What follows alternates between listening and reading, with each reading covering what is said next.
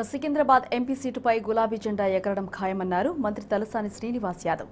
Greater హైదరాబాద్లో చేసిన అభివృద్ధి తమకు విజయాన్ని కట్టబెడుతుందని ధీమా వ్యక్తం చేశారు. రేపు సికింద్రాబాద్ పార్లమెంట్ సన్నాహక సమావేశానికి సంబంధించిన ఏర్పాట్లను పరిశీలించిన ఆయన తమకు ఏ పార్టీ పోటీ ఇవ్వలేదని తేల్చి చెప్పారు. తమ ఎమ్మెల్యేల మధ్య మెజారిటీ విషయంలోనే పోటీ ఉంటుందని చెప్పారు.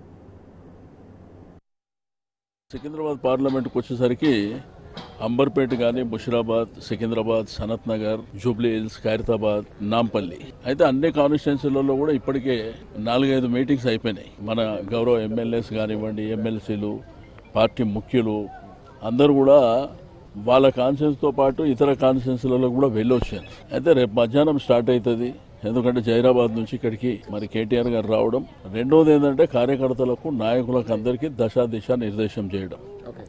రెండోది పార్లమెంట్ ఎలక్షన్స్లో మనం ఏం చేయాలి, ప్రజల దగ్గరికి వెళ్ళినప్పుడు గౌరవ మన ముఖ్యమంత్రి గారు మన ప్రభుత్వం చేసినటువంటి అభివృద్ధి సంక్షేమ కార్యక్రమాలు అయితే ఇక్కడ వచ్చేదంతా మెజారిటీ 95% కార్యకర్తలే వస్తారు. కార్యకర్తలకు ఏంటంటే ఎలక్షన్లోకి వెళ్ళినప్పుడు ప్రజల దగ్గర పోయినప్పుడు మన ప్రభుత్వం పార్టీ ఏ విధంగా మన కార్యక్రమాలు చేసినాం గతంలో, భవిష్యత్ ఏం చేయబోతున్నాం అవన్నీ దిశ నిర్దేశం చేయడానికి ఈ మీటింగ్.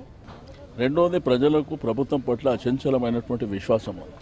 ఈ ప్రభుత్వం అయితేనే చేయగలుగుతుంది, ఈ ముఖ్యమంత్రి గారు అయితేనే చేయగలుగుతారు.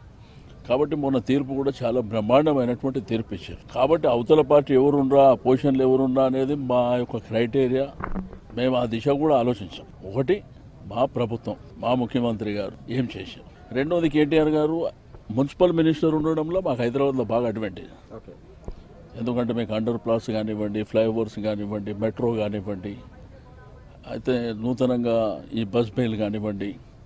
అందుకే ఈరోజు తెలంగాణ రాష్ట్రంలో కాంగ్రెస్ పార్టీ కానీ లేకపోతే మిగిలిన పార్టీలు అందుకే వీక్ అయిపోయినాయి టోటల్గా. మొన్న అసెంబ్లీ దెబ్బకు అడ్రస్ లేకుండా పోయారు అంతా. కాబట్టి ఇప్పుడు ఏంటంటే మాకు సికింద్రాబాద్ పార్లమెంట్ ఎలక్షన్కు రేపు ఎట్లా వస్తుందంటే నాకు ఈయన కాంపిటీషన్, నాకు పద్మారావు గారు, ఇట్లా ఈయన పక్కన నాగేందర్, ఆ పక్కన నాంపల్లి, ఇట్లా అంటే ఎవరు ఎక్కువ ఓట్లు తీసుకొచ్చేటువంటి ప్రయత్నం తప్పకుండా. ఇప్పుడు మాకేందంటే మాకు ఉన్న అడ్వాంటేజ్ ఏంటంటే Secunderabad parliament first time TRS ఖాతాలోకి వస్తుంది ఇన్ హిస్టరీ. కాబట్టి ఇది ఫస్ట్ టైం వస్తుంది. డెఫినెట్గా ఢిల్లీలో గులాబీ జెండా ఎగురుతుంది.